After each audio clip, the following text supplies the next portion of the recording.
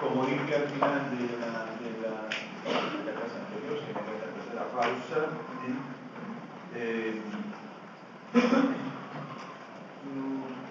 voy a introducir una breve pincelada a propósito, de Hobbes, con el fin de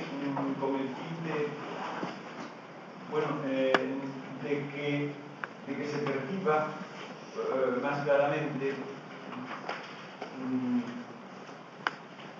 esto que he insinuado el profesor de Hume y de Kant, pero de manera más radical por cuanto Hobbes es todavía anterior,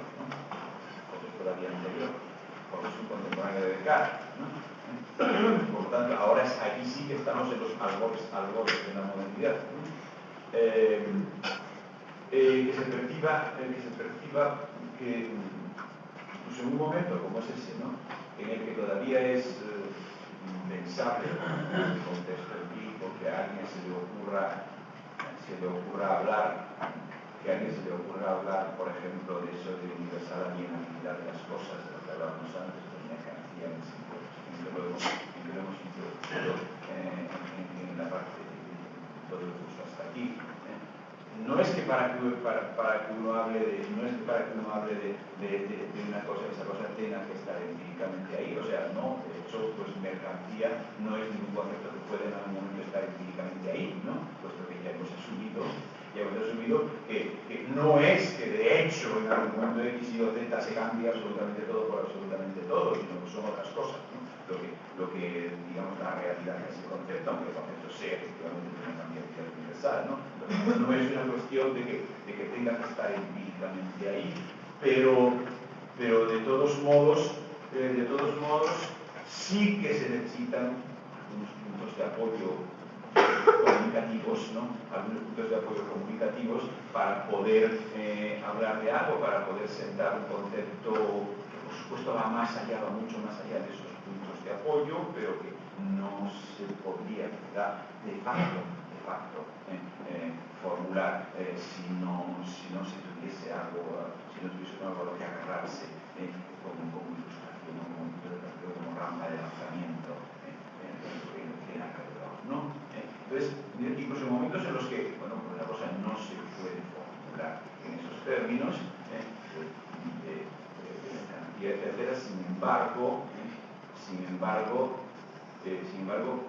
el fondo se está hablando ya de lo mismo, se está hablando ya de lo mismo, aunque la fotografía sea muy diferente, aunque la traducción a términos empíricos sea muy diferente y por lo tanto, pues pueda parecer también que es muy diferente lo que se pretende defender o incluso lo sea efectivamente, si eso se contempla en el momento concreto en el que el pensador en cuestión vive,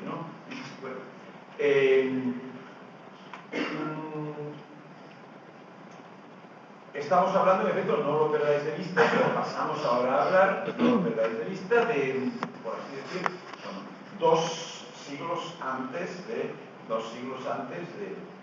ejemplo, de Marx, 2 siglos antes de Marx, y, considerablemente antes también de Kant y de Hume, estamos hablando de un contemporáneo de Descartes, por tanto, de haber situado efectivamente los albores de la modernidad, vamos a ver, entonces, una primera cosa, eso de contenidos de suyo vinculantes, de lo que hemos estado hablando hasta aquí para decir no los hay, no los hay, es característico de la sociedad civil de que no los haya, eso se funda precisamente en la ciencia moderna como el derecho, Estado. Esa ausencia de que eso no hay contenidos vinculantes, pues podría traducirlo, no hay nada que le obligue, no hay nada que legitime por su contenido, no hay nada que legitime o deslegitime por su contenido. Por lo tanto, ningún derecho puede basarse en el juicio en el contenido, en el qué es o no es algo, ¿no? Ningún derecho puede basarse en el contenido, en el qué es o no es algo. En el qué es o no es algo. Eso se podría expresar, de hecho, de alguna manera se expresa a lo largo de toda la modernidad, ¿no? Pero se podría expresar en ese momento, precisamente en ese momento de arranque de la modernidad, por lo tanto de arranque a la vez relativamente imperfecto, por así decir, y también polémico, o sea, más imperfecto, menos desarrollado, pero más polémico, por ejemplo, en Kant o Marx, ¿no? Se podría expresar como eso de no hay ningún derecho basado en el quid de algo, no hay ningún derecho basado en un contenido, no hay ningún derecho basado en que algo, por su mismo que es, digamos, legítimo de legítimo, se puede, en esta situación polémica, formular como rechazo de la noción o crítica de la noción de un derecho natural. Un derecho natural. Crítica o rechazo de la noción de un derecho natural. Crítica o rechazo, vamos a ver por qué digo crítica o rechazo, porque hasta cierto punto se puede no llamar rechazo.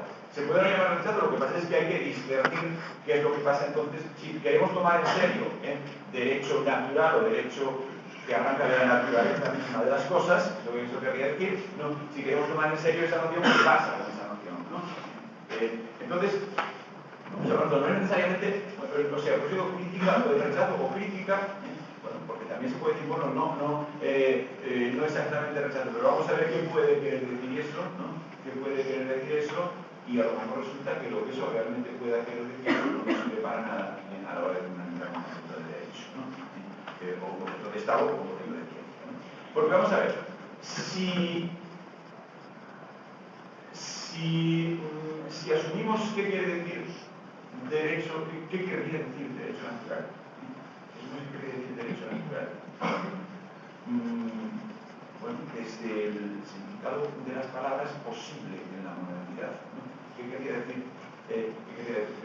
Y además, Hobbes asume ese significado posible en la modernidad, lo cual hace de Hobbes un moderno, aunque sea tan pronto, ¿no?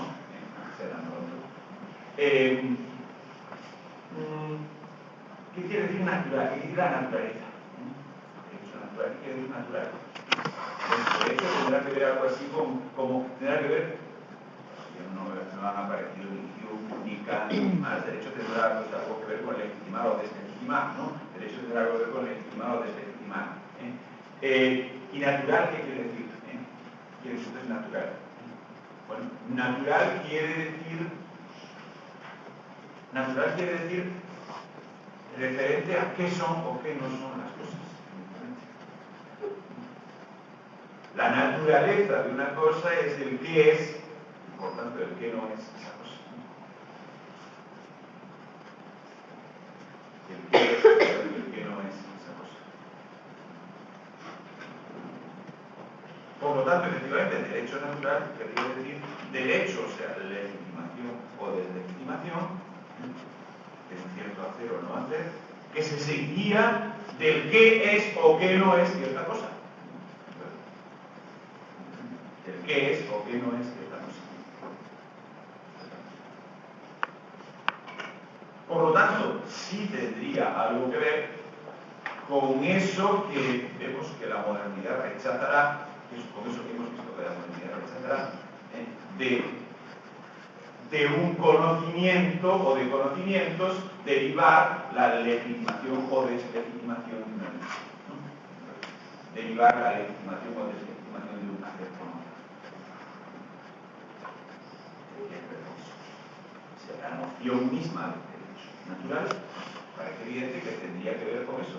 Natural quiere decir perteneciente o relativo a lo que las cosas son o no son, perteneciente o relativo al ser o no ser de las cosas. Por lo tanto, perteneciente o relativo a lo que está ahí y ahí nos encontramos, ¿no? Eso es lo que quiere decir natural, ¿no? De hecho, hablando del tiempo, en Kant la naturaleza querrá decir precisamente el ámbito de los objetos, el ámbito de las cosas como objetos de conocimiento posible. La naturaleza se contrapone fuera de entrada a lo práctico, precisamente, ¿no? De acuerdo, bueno, eso será en Kant, pero que ahora, sin necesidad de que lleguemos a Kant, bueno, de entrada, digamos, adaptando a la modernidad que está surgiendo, los significados de toda la vida de las cosas, ¿no? Resulta que, bueno, como naturaleza, es la palabra que viene de atrás, no vamos a hablar sobre latinas, griegas, etc. En todo caso, la naturaleza de una cosa es lo que esa cosa es o no es, ¿no? La naturaleza es el que es, ¿no? La naturaleza es el que es. Bueno, entonces, derecho natural querría decir legitimación o deslegitimación de un hacer, es lo que significa derecho, o sea, legitimación o deslegitimación de un hacer. Natural, querría decir derivada del qué es o qué no es, del qué es o qué no es esta cosa, qué es o qué no es esta cosa. Por lo tanto, eso querría decir algo así como que hay ciertos contenidos que son vinculares. O sea, que hay cierto juicio vincular, cierto que es o que no es, que legítimo o deslegítimo. Legítimo o deslegítimo. Incluso si ese qué es o qué no es algo, pues es un qué soy o qué no soy yo. Incluso si por naturaleza se entiende entre muchas comillas, naturaleza humana, ¿no? ¿De acuerdo? Bueno, eso seguiría siendo un contenido tan vinculante como lo podría ser si no fuese la naturaleza de esta mesa, ¿no? ¿De acuerdo? Incluso si es la naturaleza humana. Por eso no es verdad que uno se distancie frente a las éticas o a las teorías de derecho naturalistas cuando hace basar las cosas no en la naturaleza, sino en la naturaleza del sujeto actuante, del hombre. Si es la naturaleza sigue siendo algo que nos encontramos, que constatamos, ¿no? Por lo tanto, seguiría siendo un contenido, un vinculante, ¿no? Seguiría violándose la llamada ley del común, ¿no? Seguiría siendo que a partir de conocimientos, derivamos o legitimamos o deslegitimamos decisiones. Siempre que se parta de una naturaleza, aunque sea la naturaleza del propio sujeto actuante, la llamada naturaleza humana, o lo que sea, seguiría siendo violación de esa frontera entre conocimiento y decisión, puesto que sería algo pues, objeto de conocimiento, si queréis, de conocimiento metafísico, lo que sea, pero de conocimiento, de presunto conocimiento, se seguiría decisión, seguiría la legitimación o legitimación de la decisión. O sea, en otras palabras, ese yo de hago lo que de antes, de hago lo que me da la gana, y eso que en ese hago lo que me da la gana, precisamente por su especie de desvinculación, el yo que hay ahí es cualquiera, evidentemente, eso quiere decir que si por su situación de desvinculación es cualquiera, por su situación de desvinculación, por lo tanto, quiere decir que es un yo vacío, ¿no? Que es un yo sin contenido vinculante alguno tampoco, ¿no? Sin contenido vinculante alguno tampoco. No es el hombre, no es el hombre. O sea, el hombre ya me parece que pertenece a algún juicio determinado. El hombre, pues, no es el caballo, ni la silla, ni la mesa, otro juicio diferente. No es eso. No es eso. Esto es lo mismo que dije cuando al decir no hay contenidos vinculantes, no hay comunidad alguna, dije, cuidado, ni siquiera eso que llaman algunos la humanidad, ¿no? ¿De acuerdo? No hay comunidad, que ausencia de contenidos vinculantes quiere decir ausencia de contenidos vinculantes, no que no haya más contenidos vinculantes que los de una presunta naturaleza humana. ¿Y eso qué es? ¿No? Eso es tan cognoscitivo como puede ser decir algo de la caída de un rayo de esta mesa, ¿no? Independientemente de si es conocimiento válido o no válido, eso sería una discusión dentro del propio análisis de lo que es conocimiento, ¿no? Pero en todo caso, de ser algo es conocimiento, ¿no? De ser algo es conocimiento, es reconocimiento, ¿no? Y por tanto, queda igualmente excluido de la fundamentación o legitimación o deslegitimación de decisiones que cualquier otro conocimiento, en virtud de lo que ya se ha expuesto de la ausencia de contenidos que vinculan. Bueno, es verdad que esto se expone en Hobbes de una notable manera, es decir, se expone, o sea, no directamente así, simplemente Simplemente he recordado lo que ya se ha expuesto en este curso para que nos demos cuenta de qué se está en el fondo hablando, ¿no? De qué se está en el fondo hablando. Pues esta crítica del derecho natural, la crítica del derecho natural, pues no rechazo, sino crítica, para que sirva ese concepto, se expone Hobbes de una notable manera, que es la siguiente. Probablemente que el fondo está diciendo lo mismo, y de lo que sigue después se va a desprender claramente que sí que está diciendo lo mismo que acabo de decir yo en unos minutos, ¿no? Pero lo dice de una manera especial, ¿no? Lo dice de una manera especial, que yo bueno, vamos a ver qué sería, vamos a ver qué pueden querer decir, vamos a ver qué pueden querer decir, qué pueden querer decir. Esto está en el Leviatán, lo podéis buscar. Cuando en el índice enseguida lo localizaréis. Digo que alguien me preguntó antes por dónde empezaba a leer, ¿no? Pues buscar esto en el índice, por ejemplo, ¿no? Así que a lo mejor tenéis que ir algo atrás para poder leerlo, ¿no? Pero vamos, eso cualquiera con un texto delante pues tiene que saber cómo está sacando, ¿no? Esto que estoy diciendo ahora, o sea, esta crítica a la relación de derecho natural la pongo de la siguiente manera. Bueno, vamos a asumir ese sintagma, derecho de la naturaleza, derecho que se tiene por naturaleza, o en virtud de la naturaleza. Vamos a asumir ese sintagma y ver qué es lo que podría aceptablemente querer decir. Eso, ¿no? ¿Qué es lo que podría aceptablemente querer decir? Dice, bueno, si es derecho de la naturaleza, pues será de la naturaleza. Y recuerda, la naturaleza es el qué son o no son las cosas. La naturaleza, por tanto, lo cognoscitivamente constatable, ¿no? Lo cognoscitivamente constatable, ¿no? Entonces, si es derecho de la naturaleza, o sea, el derecho que se tiene en virtud de la naturaleza, en virtud de la situación cognoscitivamente dada, en virtud de la situación, si queréis decirlo así, física, ¿no? Física, entendiendo físico en un sentido amplio, que incluya, pues, también incluya todo lo que es cognoscitivamente dado. Por ejemplo, si soy más listo o más tonto, si soy más o menos capaz de esfuerzo, si me canso antes o después, bueno, todo eso es cognoscitivamente dado, ¿no? O sea, entonces, ¿qué quería decir? Derecho de naturaleza, derecho por naturaleza, derecho derivado de la naturaleza, derecho de los cognoscitivamente dados, pues solo puede querer decir derecho de cada uno a hacer aquello que por sus condiciones físicamente dadas, en el sentido de físico que hizo, puede. O sea, derecho de cada uno, a hacer aquello que por sus condiciones materialmente dadas pueda hacer. Entonces, derecho de cada uno a hacer lo que pueda, así de claro, ¿no? Derecho de cada uno a hacer lo que pueda. Incluyendo, pues, que efectivamente uno puede ser más fuerte que otro, ¿no? O más fuerte en unos momentos y más débil en otros, más fuerte en unos momentos y más débil en otros, ¿no? Eso de más fuerte, he dicho, podemos decir físicamente, siempre que en lo físico incluyamos todo lo que es cognoscitivamente constatable, por lo tanto también más inteligente, menos inteligente, más constante, menos constante, más capaz de esfuerzo, menos capaz de esfuerzo, etcétera, etcétera, ¿no? Entonces, bueno, pues cada uno hace lo que quiere, es decir, lo que le da la gana, cada uno hace lo que le da la gana hasta donde puede, Evidentemente, pasando por encima de los demás en la medida en que pueda. ¿De acuerdo? En la medida en que pueda. Es problema suyo calcular las consecuencias de esa posible guerra con los demás.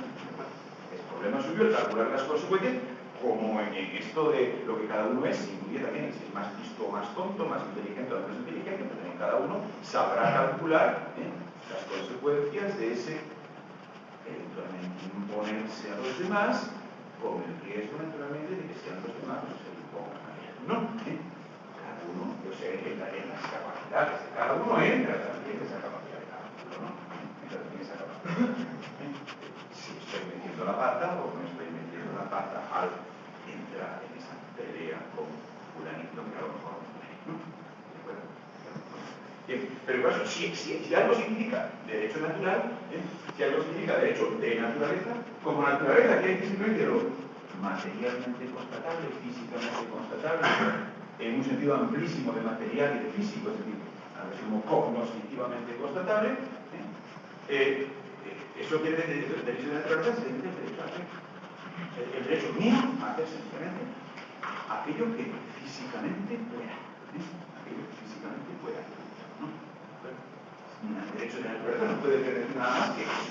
No puede predecir nada más que eso. Es decir, de entrada no se niega la posibilidad de hablar de derecho de la naturaleza, derecho por la naturaleza, lo que pasa es que significa eso. Significa eso. Es decir, digamos, que yo ejecuto mi deseo, ejecuto mi gana, doy cumplimiento a mis pasiones, ¿no? Doy cumplimiento a mis pasiones en la medida en que, por así decir, me dejen, ¿no? ¿De acuerdo? Y en la medida en la que me dejen depende solo de lo fuerte que sea yo.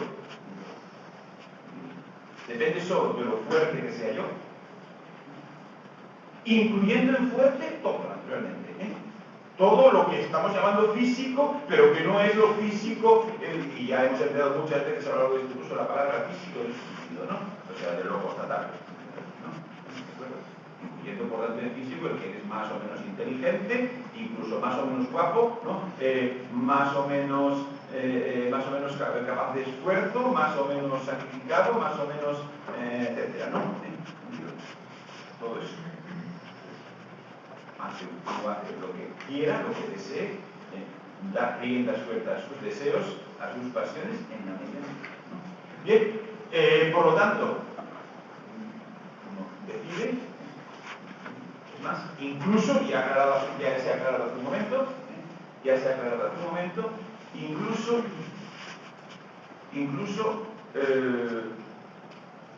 en ese soy más o menos fuerte, si soy más o menos fuerte, por lo tanto consigo en mayor o menor medida en hacer lo que quiero, hacer lo que deseo, en hacer lo que me da la gana. Incluso en eso está también, que soy más o menos fuerte, está también como una parte constitutiva de ser más o menos fuerte, eso que llamábamos, bueno, pues equivocarse en el cálculo, ¿no? Ser más o menos inteligente, ser más o menos listo, por tanto, también es dentro de eso, como el llamado derecho de la naturaleza, si es que esa palabra debe significar algo, significa el hacer lo que uno quiera hasta donde sus fuerzas físicas se lo permitan, en eso está incluido también el que uno se equivoque más o menos en esos cálculos, ¿no? Se equivoque más o menos en si realmente esa acción que ha iniciado pues le va a conducir a conseguir lo que él quiere o no. Por ejemplo, si se ha equivocado o no se ha equivocado en tratar de imponerse a otro con riesgo de que sea el otro el que se le imponga a él, etcétera, ¿no? Si se ha equivocado, si ha calculado bien o no ha calculado bien, ¿no? Es decir, por lo tanto, incluido, por así decir, el derecho a equivocarse, ¿no? Incluido el derecho a equivocarse, porque eso está dentro, de lo que hemos llamado la mayor o menor capacidad, la mayor o menor fuerza, el ser más fuerte o menos fuerte uno que otro. Más fuerte o menos fuerte incluye también más sagaz o menos sagaz, más listo o menos listo, más inteligente o menos inteligente, mejor o peor calculador, ¿no? Mejor o peor calculador. Bueno, ahora bien, de todos modos aquí hay un matiz a introducir, que es que mientras que en querer o no querer, mientras que en eso que hemos llamado deseo, pasión, gana, etc., mientras que en eso que hemos llamado deseo, pasión, gana, en eso que hemos llamado así, algo así como en el buscar ciertos fines, que por supuesto serán los que cada uno tenga, está asumiendo que no hay ninguna cosa que sea por sí misma vinculante, por ejemplo, que sea por sí mismo fin, ¿no? En ese buscar ciertos fines, o sea, en ese deseo, pasión, gana, en que tú quieras esto y el otro quiera lo otro, digamos, cuando uno hace un momento de incluso la posibilidad de equivocarse o el derecho a equivocarse, y cuando se equivoca es cosa suya, entra dentro del ser más o menos fuerte, ¿no? Bien, es evidente que esto de equivocarse o no equivocarse, esto que se ha introducido ahí, o sea, incluso el derecho a equivocarse o no equivocarse, no tiene ningún sentido, no significa absolutamente nada, por lo que se refiere a qué es lo que uno u otro desean, o digamos, a qué tiende el uno u otro. Es decir, cuál es el contenido de la pasión o de la gana o del deseo de uno u otro. No tiene sentido, para ponerlo como ejemplo tonto, no tiene sentido preguntar quién se equivoca y quién acierta, si a uno le gusta el café solo y a otro le gusta con el vecino, por ejemplo, ¿no? Ahí no tiene sentido, no tiene sentido hablar de verdad o error, ¿no? No tiene sentido hablar de verdad o error, ¿no? No tiene sentido hablar de verdad o error por lo que se refiere a la pasión o el deseo mismo, ¿no? Es lo que se tiene y punto, ¿no? Ahí no hay cuestión de verdad o error. En cambio sí hay la posibilidad de equivocarse o no equivocarse, en cambio sí hay la posibilidad de equivocarse o no equivocarse, en eso que llamamos el cálculo. Ahí sí, por eso he dicho que uno es más listo que otro, ¿de acuerdo? Que en el ser más fuerte o menos fuerte, ¿no? En el ser más fuerte o menos fuerte se incluye el ser más sagaz o menos sagaz, más prudente o menos prudente, ¿no? ¿De acuerdo? Mejor calculador o peor calculador, ¿no? ¿De acuerdo? El saber si, incluso el calcular si soy interpretado bastante fuerte como para meterme en cierto enfrentamiento, ¿no? O sea, en otras palabras, digámoslo así, el calcular los medios para ciertos fines. Digamos que en la posición de los fines no hay un problema de equivocarse o no equivocarse. Eso es como naturalmente salvando las distancias de importancia lo del café solo con leche. En la posición de los fines no hay, no tiene sentido lo de equivocarse o no equivocarse. Los fines quiere decir los contenidos de los deseos, pasiones y ganas, como se les llama. Ahí no tiene sentido hablar de equivocarse o no equivocarse, ¿no? Ahí simplemente se tiene lo que se tiene y punto, ¿no?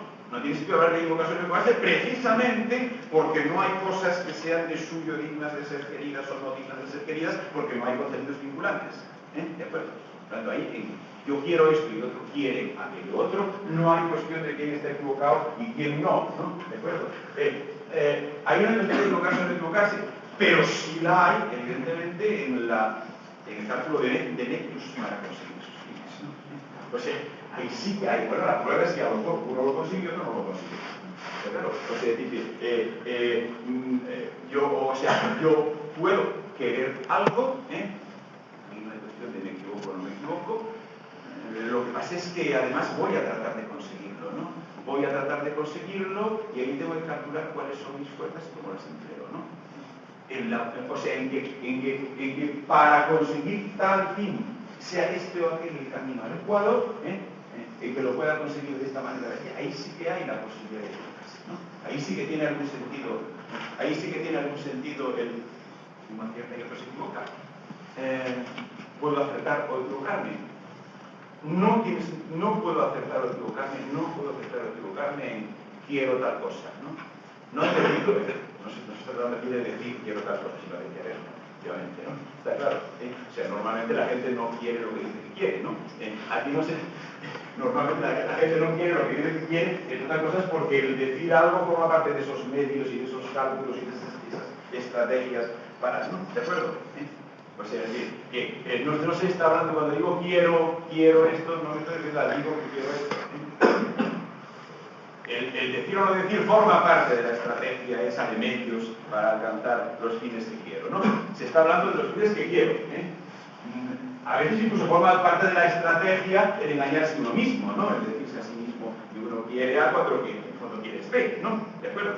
Eso forma parte también de esa estrategia de elección de medios, de cálculo, para conseguir los fines, digamos, pasionales o de gana o de deseo que uno tiene, ¿no? ¿De acuerdo? Bien, pues cuando digo de los fines, cuando digo lo de fines, me refiero a esos fines, a los fines de verdad, ¿no? A los fines que efectivamente, los sepamos o no, rigen nuestra conducta, ¿de acuerdo? Rigen nuestra conducta. Entonces, bueno, pues hay una estrategia. Hay una estrategia para conseguir esos fines. Hay una estrategia para conseguir esos fines que incluye determinados cálculos, incluye determinados cálculos del tipo, pues, si hago esto, es probable que suceda el otro, ¿no?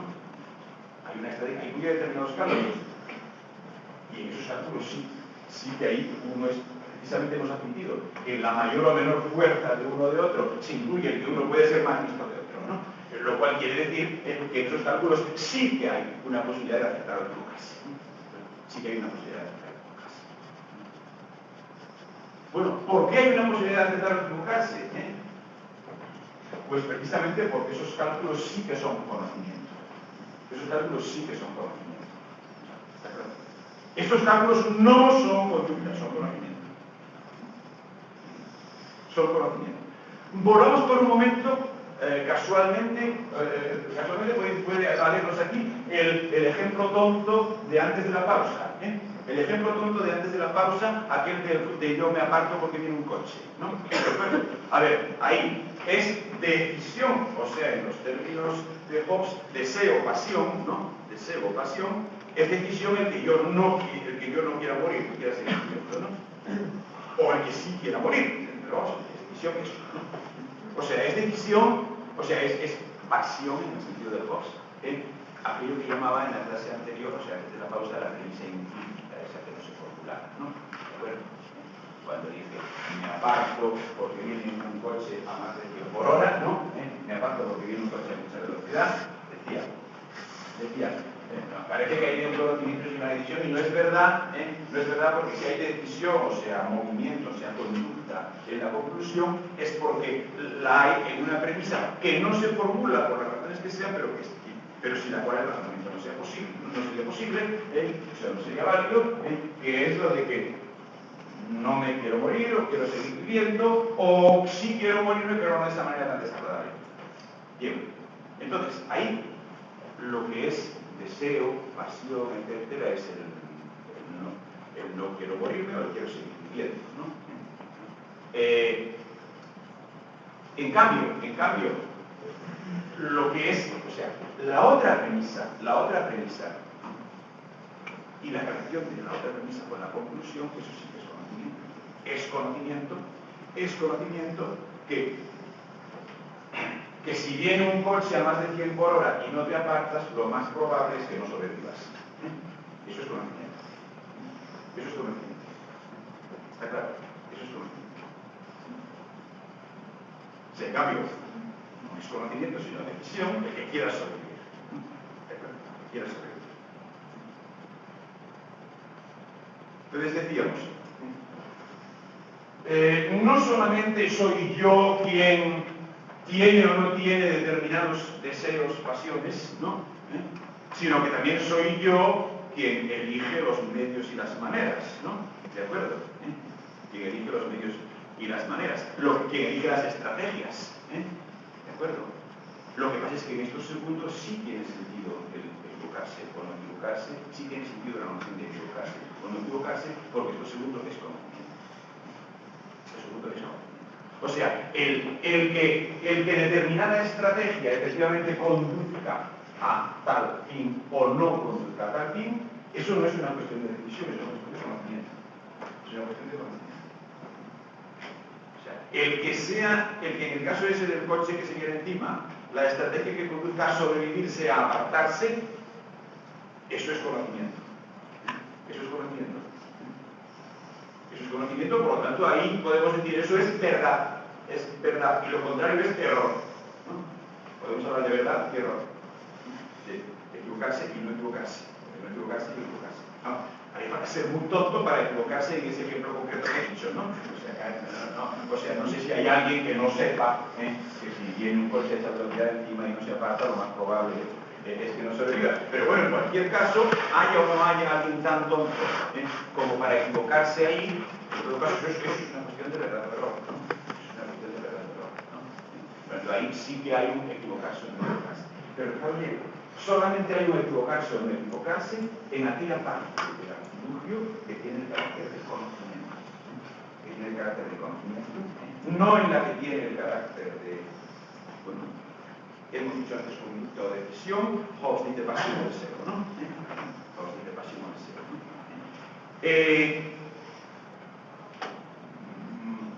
Vamos a ver. Entonces, hay por lo tanto, ahí en eso que hemos descrito, hay ahí una componente, ahí hay una componente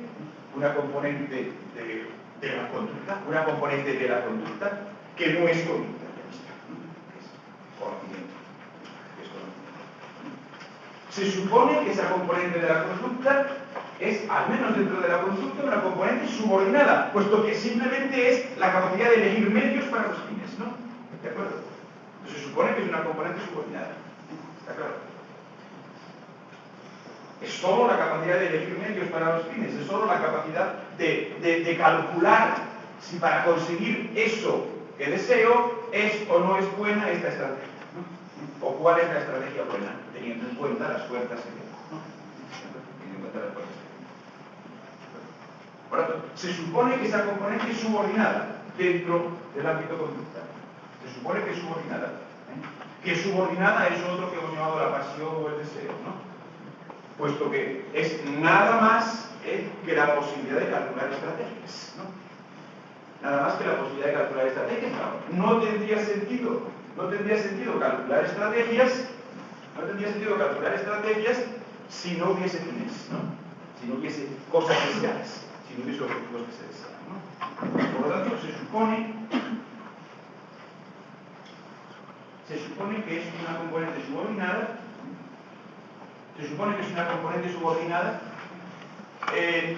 Y a esa componente, o sea, esa capacidad de calcular,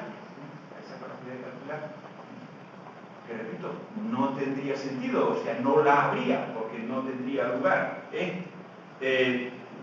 si no fuese dentro de el ámbito que llama deseo o pasión, que es el querer esto o aquello. Esto no es nada más que la capacidad de calcular estrategias para conseguir esto o aquello. Bien, a esa componente subordinada, que es la capacidad de calcular estrategias, es a lo que Hobbes llama la razón. A eso llama la razón. Aquí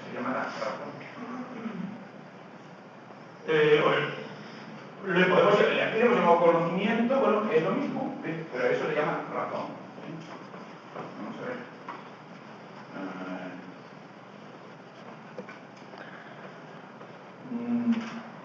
No es nueva este tipo de terminología para muchos de los presentes.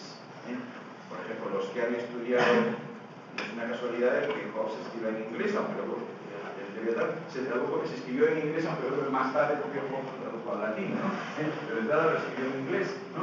Entonces, bueno, pues efectivamente hay una cierta tradición,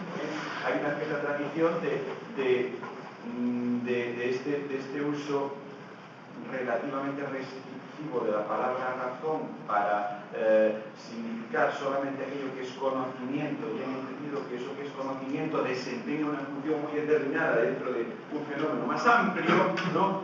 Que les sonará, por ejemplo, pues a los que hayan trabajado a Hume, ¿no? Donde también la palabra razón, el reason, es la palabra inglesa que es Hobbes, ¿no? Lo que significa es meramente la constatación, el reconocimiento de relaciones entre contenidos, ¿no? Sean necesarias o sean empíricas, ¿no? Pero solamente la constatación, el conocimiento de relaciones entre contenidos, ¿no? Relaciones entre quid, en términos de Hume, de relaciones entre ideas, ¿no? En términos de Hume, de relaciones entre ideas, solamente eso, y además, porque os sonará a muchos, evidentemente, de una manera o de otra, ¿no? O sea, esa palabra razón no significa nada más que la capacidad de constatar relaciones entre contenidos, relaciones entre un quid y otro quid, ¿no? Relaciones entre un quid y otro quid sean necesarias o sean contingentes. O sea, sean necesarias en el sentido de que de un quid se sigue el otro, ¿no? Necesariamente, o sea simplemente la constatación de que han aparecido muchas veces juntos, ¿no? La constatación empírica, por consiguientemente siempre insuficiente, según Hume y según muchos otros, pero que no deja de ser una constatación de relación entre contextos, ¿no? Bueno, hemos hablado antes de eso hemos hablado antes de eso que algunos llaman incluso ley de Hume, ¿no? Insisto en que a los libros os sonará, muchos, que efectivamente entender razón en ese sentido, ¿no? Entender razón en ese sentido es como constatación de relaciones entre fluidos, entre contenidos, por lo tanto, como de relaciones incluidas en un cálculo, digamos, por lo tanto, como de, justamente eso es llamado lo meramente cognoscitivo, ¿no? Lo meramente cognoscitivo. Entender razón en ese sentido, eso junto con esta ley de acción que hemos dicho antes, de que de eso nunca, el conocimiento nunca puede seguirse conducta, nunca puede seguirse conducta, ¿no?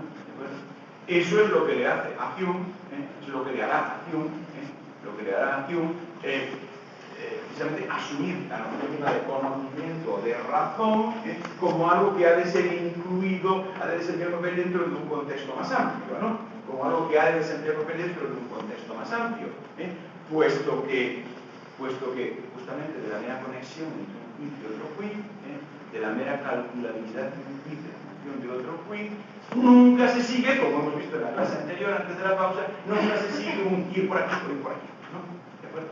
Por tanto, razón o conocimiento ahí significa, por así decir, algo esencialmente parcial, ¿no? Esencialmente parcial, ¿no? Algo esencialmente parcial, algo que es como la punta de cierto iceberg, ¿no? Como la punta de cierto iceberg, ¿no? Bueno, pues algo así ocurre aquí, en Hobbes. Es decir, la razón, o sea, la capacidad de calcular, de conectar unos contenidos, o sea, eso que aquí hemos estado llamando conocimiento, la razón es esa capacidad de establecer estrategias para conseguir aquello que se quiere, ¿no?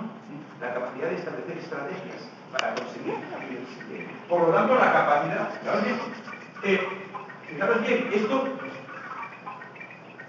esto no es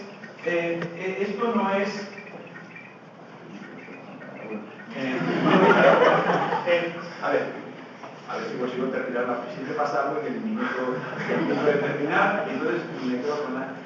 vamos a ver. Razón, o sea, conocimiento es la capacidad de establecer estrategias. Conocimiento es la capacidad de establecer estrategias, y por lo tanto solo tiene sentido en función de una pasión que establece no las estrategias sino los fines. No las estrategias sino los fines. El qué se pretende conseguir. Bueno, entonces decía, y esto es lo que sí quería que quedase claro al final, de momento, decía, esto, en contra de lo que pudiera parecer, no es restringir la noción de conocimiento, porque en efecto, no restringe, lo que pasa es que la interpreta en un contexto más amplio, pero no la restringe en absoluto. Eso sí que es efectivamente lo que todo el mundo entiende por conocimiento y por razón, puesto que en efecto, en ese establecer estrategias para conseguir unos fines, está el qué es medio adecuado para qué y por lo tanto qué produce o no produce qué. ¿De acuerdo? ¿Qué es medio adecuado para qué y por lo tanto qué produce o no produce qué? Por lo tanto está todo lo que nosotros llamamos leyes y conexiones físicas, ¿no? ¿De acuerdo? Físicas. ¿Está claro? Leyes físicas incluso en ese sentido amplísimo en que hemos ido empleando esto, ¿no? Que es, digamos, de qué depende que ocurra o no ocurra tal cosa, ¿no? ¿Qué efectos tiene el hacer o no hacer esto, ¿no? ¿Qué efectos tiene el no hacer esto? Todo eso, que es lo que entendemos normalmente por conocimiento de la naturaleza, conocimiento de las cosas, conocimiento de las conexiones entre las cosas, todo eso, todo lo que en efecto entendemos normalmente por conocimiento físico, de hecho toda la ciencia entra en ese concepto de la capacidad de calcular estrategias para fines, ¿no? ¿De acuerdo? Toda la ciencia es algo que puede ser eventualmente necesario para encontrar la estrategia adecuada para conseguir el fin que es lo que toda la ciencia. No solo es que eso es conocimiento, es encontrar la estrategia adecuada, es ver qué medios son los adecuados para ciertos fines. No solamente es que eso es conocimiento, como ya hemos visto, es conocimiento de ver qué medios son los adecuados para ciertos fines. No solamente que eso es conocimiento, sino que eso es en efecto todo el conocimiento. O sea, todo el conocimiento es interpretado parte así. No hay ni una sola pieza cognoscitiva, no hay ni una sola tesis cognoscitiva que no determine eventualmente qué medios serían necesarios para conseguir este objetivo. Por lo tanto, no se ha limitado el alcance del conocimiento, solamente se ha interpretado de una determinada manera, pero no se ha limitado, puesto que efectivamente cualquier tesis cognoscitiva tiene un alcance de codeterminación de cuáles son los medios por los cuales se puede o no se puede lograr esto. Por lo tanto, es decir, razón es la capacidad de calcular estrategias, la razón esa de la que se está hablando es la razón de la que todos hablamos, es el conocimiento del que todos hablamos. Está interpretado de una determinada manera, pero no restringido en todas las partes. Efectivamente, conocimiento es, todo el conocimiento es, efectivamente, incluible bajo ese concepto de cálculo de estrategias, de medios para conseguirlo. Bien, entonces tenemos que terminar. Por favor, no os olvidéis del curso en el que estamos, porque todavía no hemos llegado naturalmente al núcleo que más nos interesa aquí, ¿no? Todavía no hemos llegado al núcleo que más nos interesa aquí, que es cómo se llega por esta vía a una concepción del derecho y del Estado, ¿no? Cómo se llega por esta vía a una concepción del derecho y del Estado. Nos hemos quedado en los preliminares, por razones de tiempo, pero es que nos hemos quedado en los preliminares, pero es que los preliminares, aparte de que no fuesen lógicamente eludibles, aparte de eso es que son también muy importantes por su conexión evidente con el concepto de ciencia, de naturaleza, de derecho, etcétera, que se ha defendido de la discusión anterior. Son muy importantes también en cuanto al fondo. Por eso no he hecho demasiado esfuerzo por abreviarlos, ¿no? ¿De acuerdo? Bueno, seguiremos sobre ello, terminaremos sobre ello, entonces llegaremos a un concepto de derecho orientado.